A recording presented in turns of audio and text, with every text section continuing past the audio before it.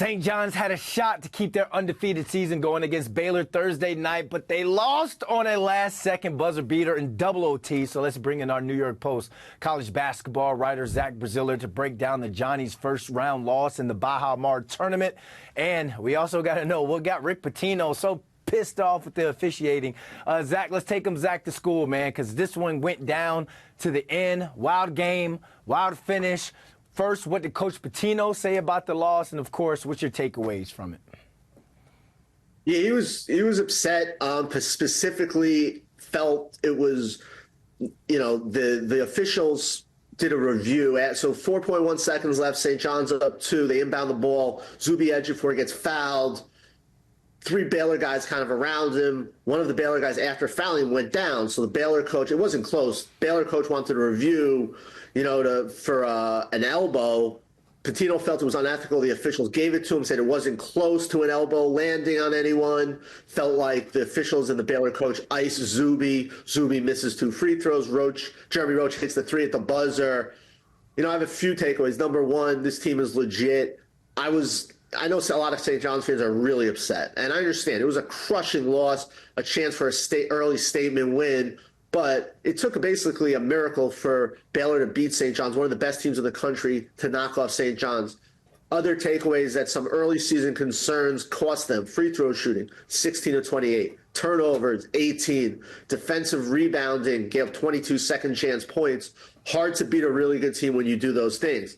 They did them against New Mexico, didn't hurt them. This isn't New Mexico. Baylor's a really good team.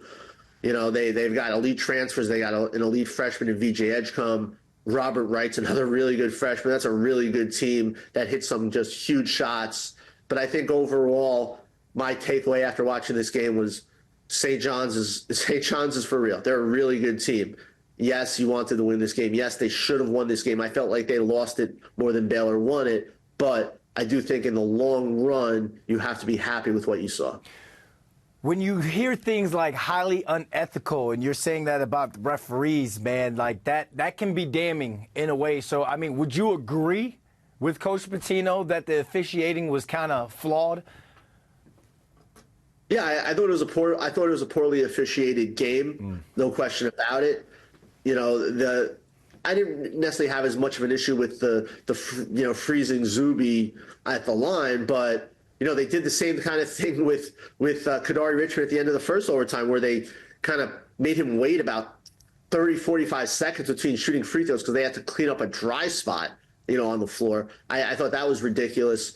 I thought St. John's got a rough whistle. I thought Baylor got a lot of 50-50 calls. I know Pitino thought a lot of the Baylor offensive rebounds, they had fouled St. John's. There were plays where St. John's got the rebound and then kind of Baylor was all over them, and there were a few turnovers, and I thought there could have been questionable officiating there. But look, you missed 12 free throws, you get 16 offensive rebounds, you turn it over 18 times. That's why St. John's lost. They didn't lose this game because of the officiating. And Pitino said that. That's not why we lost the game. He was pretty clear about that in his post-game press conference, that they lost this game because of, just execution and mistakes. But I did think the officiating was shaky.